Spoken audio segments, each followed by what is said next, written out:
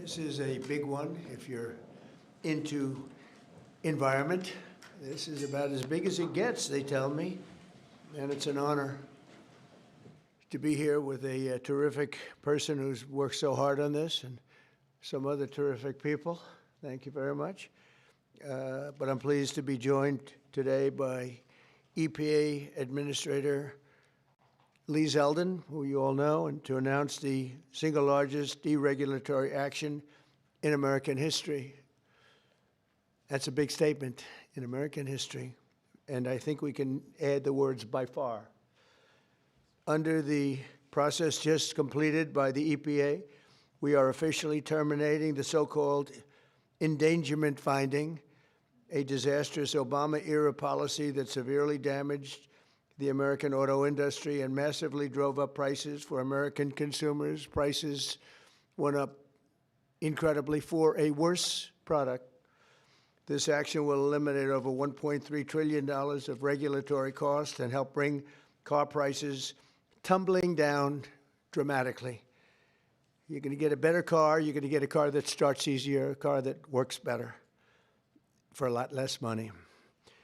In 2009, Barack Hussein Obama, his EPA designated fossil fuels such as oil, gas, and other things that actually make factories rock and roll and other things drive very nicely as a threat to health and human welfare, known as the endangerment finding. This determination had no basis, in fact, had none whatsoever, and it had no basis in law. On the contrary, over the generations, fossil fuels have saved millions of lives and lifted billions of people out of poverty and all over the world. And you see it with the blackouts all over where they don't use it, where they went to wind, intermittent wind, which is weak and ineffective and very, very costly, most costly energy there is. And people are dying because there was no air conditioning or there was no heating. Lots of other things, bad things happened.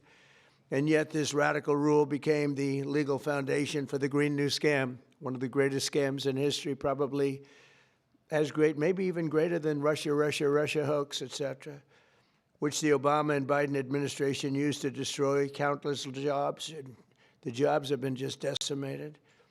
Although they're all coming back because of tariffs, they're all coming back into our country at levels we've never seen before. But it raised prices and caused immense harm to the U.S. auto industry. We thought irreparable, but we've got them back. We're coming back now. I was in Detroit, as you know, with Ford, and they had one of the earliest plants from the early 1900s, and it was going to be closed down. And then when I won, they said, let's keep it open for a little while. Let's see what happens. And they just announced, as you know, they're going 24 hours around the clock with that same plant that was going to be closed because of what we've done. For example, under the endangerment finding, they forced the hated start-stop feature onto American consumers, which unnecessarily shuts off a car's engine when you stop at a red light. In other words, the engine goes off. That's great. The endangerment finding was also used to impose the massive and really very expensive electric vehicle mandate, expensive in the sense that nobody wanted it. Everybody was going to be forced to buy an electric car in a very short period of time, even though you can't power the car because we would have had to spend $5 trillion on power stations. That's all dead, gone, over. These crippling restrictions were a major factor in driving up car prices to unprecedented levels, and the car that you were getting was not nearly as good. In 4 years under the Biden administration, the price of a new and used car rose more than 22%, all to facilitate the Green New Scam without achieving any meaningful impact on the environment, but making the car worse. That is why, effective immediately, we are repealing the ridiculous endangerment finding and terminating all additional green emission standards imposed unnecessarily on vehicle models and engines between 2012 and 2027 and beyond. This action will save American consumers trillions of dollars and will lower the average cost of a new vehicle by close to $3,000. Think of that. During my campaign, I promised to cut 10 old regulations for every new regulation. And we've exceeded that. We've instead done it 10 regulations. We were able to cut 129. So now we cut 129. So think of that. I promised to cut 10 old regulations for every new one, but we did more than 10. We did 129. It's something. Nobody can even believe it. So we did a lot of regulation cutting in the first administration, a record, nobody even close to it now. We're actually exceeding it in this administration. The biggest one yet that we've done is happening right now. So perhaps no industry has benefited more from our historic deregulation campaign than the U.S. auto industry. We canceled the EPA's absurd, just totally absurd, tailpipe emission standards, which was a disaster for automobile manufacturing, and revoked Biden's emissions waiver that would have allowed California to regulate automobiles for the entire nation. And they're crazy out in California.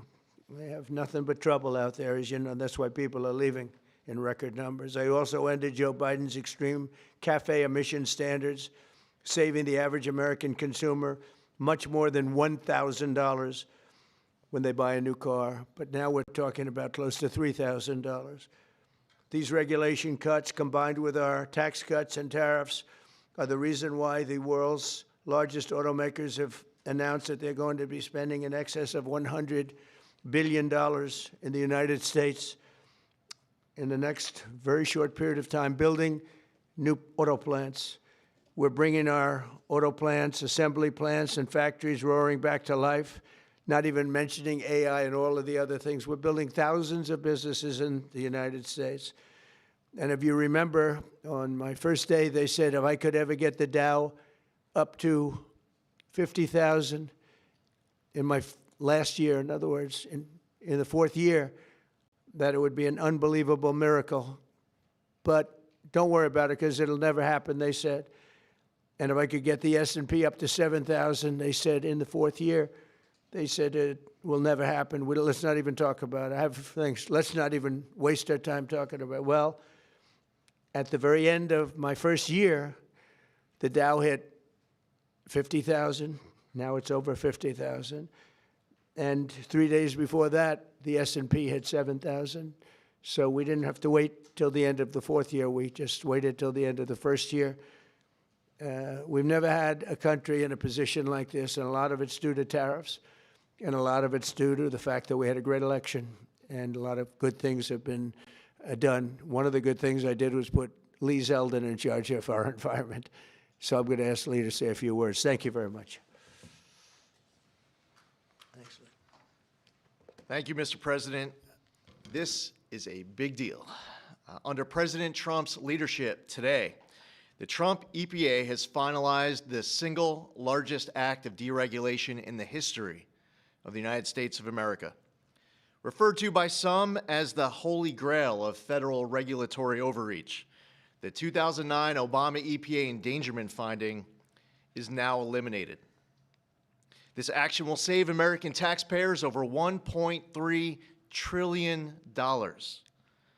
What that means is lower prices, more choices, and an end of heavy-handed climate policies. With today's announcement, American families will save over $2,400 for a new vehicle. 16 years ago, an ideological crusade within the Obama administration set off the most costly regulatory power grab our country has ever experienced. The 2009 Obama EPA endangerment finding led to trillions of dollars in regulations that strangled entire sectors of the United States economy, including the American auto industry. It claimed new powers over the vehicles we drive, even though the best reading of the Clean Air Act clearly states otherwise. The Obama and Biden administrations used it to steamroll into existence a left-wing wish list of costly climate policies, electric vehicle mandates, and other requirements that assaulted consumer choice and affordability. And who paid the biggest price? hardworking families, small businesses, millions of Americans who just want a reliable, affordable car to get to work, take their kids to school, or go to church on Sunday. The endangerment finding and the regulations that were based on it didn't just regulate emissions. It regulated and targeted the American dream. And now the endangerment finding is hereby eliminated, as well as all greenhouse gas emission standards that followed. The red tape has been cut. Manufacturers will no longer be burdened by measuring, compiling, or reporting greenhouse gas emissions for vehicles and engines. And the forced transition to electric vehicles is eliminated. No longer will automakers be pressured to shift their fleets towards electric vehicles, vehicles that are still sitting unsold on dealer lots all across America. And as a cherry on top, we are ending the federal government's push to get manufacturers to install that Obama switch, the almost universally despised start-stop feature. There will be no more climate participation trophies awarded to manufacturers for making Americans' cars die at every red light and stop sign. It's over, done, finished. Under President Trump's leadership, vehicle manufacturers can once again build what Americans want, not what politicians and bureaucrats in Washington demand. President Trump campaigned on reviving the auto industry, and he continues to deliver win after win after win, ending electric vehicle mandates, getting rid of the Biden Cafe standards with Secretary of Transportation Sean Duffy, and securing massive new U.S. manufacturing investments and all of the jobs that come with it. Affordable cars mean opportunity. That means jobs, healthcare, education, and mobility, especially for working families and rural Americans who rely on their vehicles every single day. And this isn't just about making the American economy boom. It's also about restoring the rule of law, a fundamental principle of our great republic. For years, unelected bureaucrats twisted the Clean Air Act into something it was never meant to be. The Obama administration twisted itself into some kind of mental pretzel to invoke authority it didn't have and to sidestep Congress.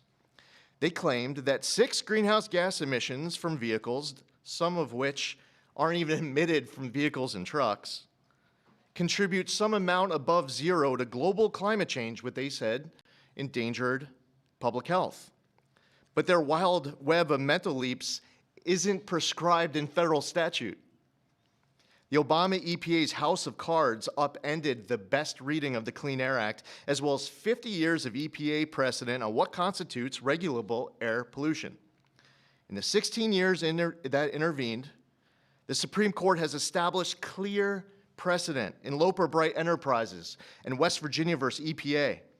And in light of these Supreme Court decisions and other developments, upon his swearing in last year, President Trump immediately tasked on day one submitting requirements, recommendations, research on the legality and continued applicability of the 2009 endangerment finding. And at Trump's speed, he wanted that research and recommendation turned around instantly.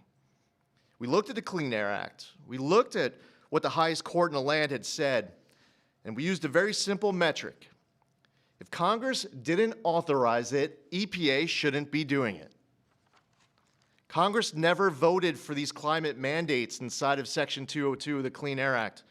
If Congress wants EPA to regulate the heck out of greenhouse gases emitted from motor vehicles, then Congress can clearly make that the law, which they haven't done for good reason. Today, we dismantle the tactics and legal gymnastics used by the Obama and Biden administrations to backdoor their ideological agendas on the American people. Following the plain language of the law, we have now realigned EPA's rulemaking to reflect the Clean Air Act exactly as it is written and as Congress intended, not as others might wish it to be. Where our predecessors focused on trying to make and please a few fear-mongering climate alarmists, the Trump EPA is making decisions to benefit all Americans based on common sense and reality. And the American people are tired of paying the price of political games.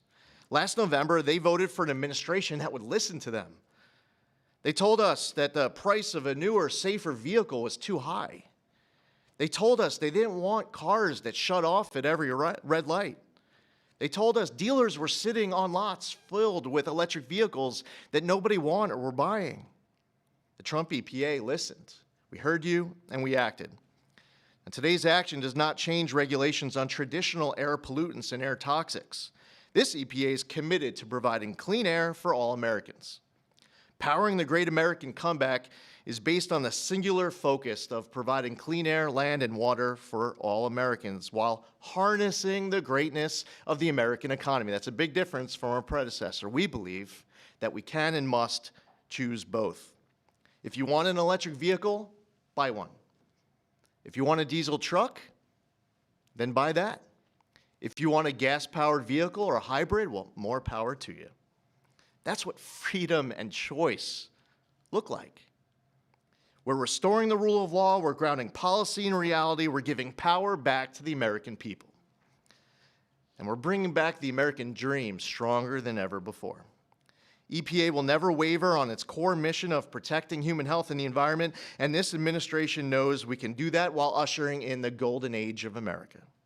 To recap, the 2009 Obama EPA endangerment finding and all greenhouse gas emission standards on light, medium, and heavy-duty vehicles that followed is eliminated. American families now will save over $2,400 for a new vehicle. Today, the single largest act of deregulation in the history of the United States, over $1.3 trillion, the elimination of the endangerment finding is signed, sealed, and delivered. Thank you, Lee. That was long, but good. It was good. Maybe I should say great. It was great, and we appreciate it. Would you have anything to say, Russ? Please. Thank you, Mr. President. Literally no other president would have done this to get at the foundations of the Green New Deal, so tremendously excited that we are where we are today. Great work by Lee. I'm a little worried that this next year will be, EPA alone will be dereg east by the number of things that are going to come out of EPA. So great work to the team. $1.3 trillion in savings, massive historical opportunity. Thank you. Thank you, Russ. Please. Would you like to speak? You're worthy of it. Good man. Thank you, Mr. President. Today is a historic day led by President Trump's leadership. No other president, as Russ said, would have undertaken this and at the speed we did. It was a great team effort. This is the model of the Trump administration, everyone working together, mission aligned. And Lee is also working on cleaning up the horrible situation with regard to farm equipment. You could use John Deere as an example and other companies where tractors are unbelievably expensive and don't work as well because of all of the environmental nonsense that was put on them. Also excavators, any equipment like that, bulldozers, Caterpillar tractor would be a beneficiary, I guess, but the people are going to be a beneficiary because the equipment's going to be a lot less expensive, and it's going to also, most importantly, it's going to work much better, much better. So we're working on that immediately as we speak. And we'll probably make it so that any of that equipment built in the United States will not have to go through this. If it's built outside, I think we'll probably leave the standard the same. If people are going to send us equipment, let them have that standard for whatever it's worth, which is not much. And I think that's a very big announcement, too, and we're going to see if we can get that done very quickly so that all of that equipment that we have made, including lawnmowers, et cetera, you won't have to go to the finest schools in the world in order to figure out how to operate it. Okay? So any questions, please? President Trump, thank you for this. And after this much applauded move to roll back the former EPA's endangerment finding, what additional steps do you plan on taking to scale back what many are calling climate industry scams? Specifically, and Secretary Zeldin knows about these wind turbines they're trying to bring to New York. Judge is allowing them to be rebuilt right near your hometown in Jamaica, Queens. They're being called a national security threat for air traffic coming into the airport. What could you do to make sure these things don't destroy the environment? Well, we're trying to make sure it doesn't happen, and basically stopped all windmills in this country. It's the most expensive energy you can get. They're all made in China, a little bit in Germany, but mostly in China. And we're putting them all over our fields and ruining the fields and killing the birds and all of this. And the environmentalists say they like them, but they really are a tremendous eyesore. They ruined. Europe has gone, as you know, it's gone to, Europe isn't even recognizable anymore between immigration and because of, you know, environmental things like the windmills, which are taking over. The people hate them. The energy is by far the most expensive. And we're fighting very hard to make sure that they don't get built. I hope we don't have one built during my administration. We inherited some contracts where they've gone down the line a little bit. We're trying to terminate them for a lot of different reasons. One of the reasons, as you had mentioned, it's endangerment for the military. It's also endangerment for airliners. So we're trying to take care of those situations now. They should have never been allowed in the first place. Yeah, Mr. please. President, thank you so much for taking Sure. questions. What do you tell Americans who are concerned that the $1.3 trillion in savings does come at a cost to public health and the environment based on Yeah, science? I tell them, don't worry about it, because it has nothing to do with public health. This was all a scam, a giant scam. This was a ripoff of the country by Obama and Biden. And let's say Obama started it and got it rolling. And a terrible ripoff. They'll have more money to spend for health care, if you look at it. Now they can go out and spend it on something that's meaningful. And nobody's doing more for health care than the Republican Party. And that starts with the fact that prescription drugs are going to be coming down at numbers that nobody's ever seen before. They're falling. You know, we were paying the highest prices in the world by far, sometimes by 10 times more than other countries. Now we're going to be paying whatever the lowest price is anywhere in the world. We're going to be paying that. It's called favored nations, most favored nations. And I think it's the biggest thing to happen in this world, the world of medicine, prescription drugs, ever. There's never been anything like it. You know, if, like in my third year, first term, I actually got prices down 1/4 or 1/8%, and I was so proud of myself because they were like that for years and years. And since, under Biden, they went up very, very substantially. And now they're coming down by, depending on, you could say 500, 600, 700%, depending on the way you want to, or you could say 80%. It doesn't matter. They're coming down by numbers that nobody ever thought possible. I got it all done, and I got it all approved, and all of the countries all over the world are going to pay more. They've agreed to pay more because of tariffs. I said, if you don't do it, we're going to have to tariff you, and they've all agreed to do it. Otherwise, they would have never done it. That was why no president has ever been able to get it done. Please. Yeah, Mr. President, you took more than 600 deregulatory actions in your first year here. Coming from the business world, you know how unnecessary red tape can hinder business expansion, investment expansion. Given the magnitude of this announcement here today and the deregulatory action you took in your first year, how much economic growth can we expect to see as your term of president? It's a great question. I think that it'll be enormous. Who knows really what the number is, but I can tell you, in terms of economic growth, we have $18 trillion being invested in this country right now, the most ever of any country by far, not even close. Think of it, no matter where, not just here. $18 trillion is coming in, and that money is being spent right now as we speak in new plants and equipments. And you may have heard Lee mention, I mentioned also, that over $100 billion is going to be spent in this very short period of time just by foreign auto companies on building auto plants in the United States. The greatest thing that ever happened to the United Auto Workers. You know, the head man has not been nice to me, but now I understand he's saying this is the greatest auto president in history.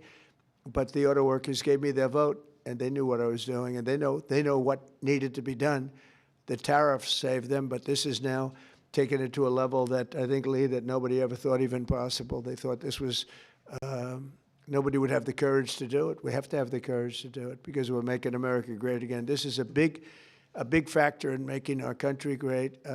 If you look at some of these cars, they didn't even work. They had computers all over the place trying to save a half an ounce of fuel. We have fuel for the next 500 to 1,000 years under our feet, and they're trying like hell to save a half an ounce of fuel. The whole thing is just crazy. Please, go ahead, please. Mr. President, is climate cooperation with China no longer in America's interest? And could you please confirm that you are going to visit China the first week of April? Yeah, I'll be What would you visiting like to President Xi in April.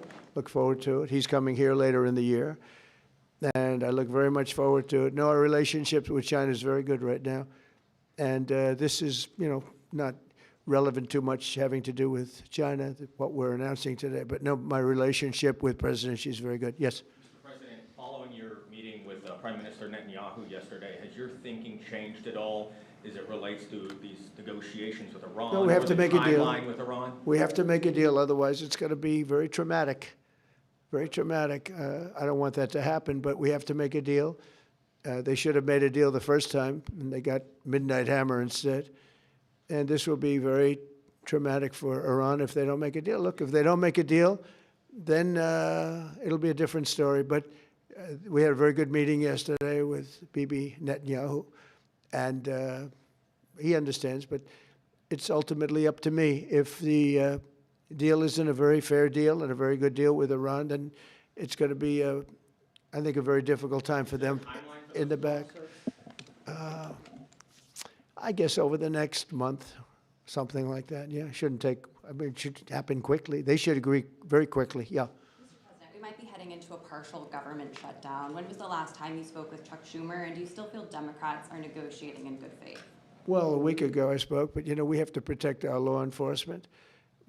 Actually, the Supreme Court gave a ruling, or one of the courts gave a very big ruling on masks, that you have the right to use them, for personal protection if you want. So I don't know how that interjects. They want our law enforcement to be totally vulnerable and put them in a lot of danger. They have some things that are really very hard to approve, frankly. As you know, it's only pretend. We had various of the other bills, that's all done, but we're left with this one. We have to protect our law enforcement, very important. Please. Why does Prime Minister Netanyahu want you to stop negotiating with Iran? He is, you're saying stop entertaining, stop talking to them? Didn't say that, we didn't discuss that. I'll talk to them as long as I like, and we'll see if we can get a deal with them. And if we can't, we'll have to go to phase two. Phase two will be very tough for them. I'm not looking for that. Mr. President, there are currently 0 Israeli hostages left in Gaza because of you. Thank you for that. Thank you. And now that the war is ending in Gaza and Israel, I wanted to ask, do you believe Bibi bears any responsibility for the security failures that we saw on October 7th? Well, October 7th was a rough time, and I guess everybody's responsible. It's you to look, but it was a terrible attack. It was a sneak attack. It was as violent as unfortunately, I've seen some of the results at levels that probably even you, good reporter, but probably you haven't seen. It was a horrible thing that took place. People were surprised. It was a surprise attack. Nobody saw that coming. He didn't see it coming. Nobody else would have seen it coming if they were in his position, I don't believe. But I can tell you he's been a very good wartime prime minister. He's been very strong. We've worked with him very well. We had tremendous success with Iran and everything else we've done. And he really has been. He's been, extraordinary as far as a wartime prime minister. Not easy. And, you have a president that refuses to give him a pardon. I think that man should be ashamed of himself. A pardon over this trial that's going on. The president of Israel, the primary power he's got is the power to give pardons. And he's not, he said he's given it 5 different times, but he doesn't want to do it because I guess he loses his power. I think the people of Israel should really shame him. He's disgraceful for not giving it. He should give it. But Bibi's been a great wartime prime minister, and I've been the best friend to Israel I think that they've ever had. A lot of people say beyond presidents that they've ever had, and we will continue to be. Yes, ma'am. On the SAVE Act, Mr. President, voter ID polls very well nationally. Even the majority of Democrat voters want it. Right. So why do you think Senate Democrats are resisting the SAVE Act, and what is your strategy and realistic pathway to getting the SAVE Act passed to ensure free and fair elections for the next generation? It's such a great question. I appreciate it, actually, because it's called the Save America Act. We've changed the name. It's the Save America Act, and the Democrats are against it. I heard one of them say, we will stop the Save America Act. No, we're trying to save America. And it has to do with largely voting. And basically, it's got 3 very simple points. It's got voter ID, photo ID, but voter ID with a photo, right? It's got the confirmation of U.S. citizenship. You have to be a citizen. So you have a vote, you have an ID. That's about a 99% one, and I think 90% with Democrats. Then you have confirmation U.S. citizenship. That's about a 99% one with Republicans, about 86% with Democrats, except Democrat politicians because they cheat on elections. And then you have no mail-in ballots. And there would be no mail-in ballots, very important. You know, we're the only country in the world that does a system like we do. We're the only country in the world that has mail-in ballots. The way we do this is unbelievable. It guarantees cheating. So it's no mail-in ballots with the exception of disability, illness, military, or if you're traveling, you can get an exemption. You know, if you happen to be out of the country for a good reason, you can have an exemption. So with exceptions, it's no mail-in ballots, and that will assure the security of our crooked elections. We have crooked elections, yeah. Mr. President, have you fired or disciplined that staffer who posted the video from your account that included the Obamas? No, I haven't. That was a video on, as you know, voter fraud, and fairly long video, and they had a little piece and had to do with the Lion King. It's been very well, it's been shown all over the place long before that was posted. But that was a very strong, and I'm sure you saw it, a very strong piece on voter fraud. And the piece that you're talking about was all over the place many times, I believe for years. Yeah, please.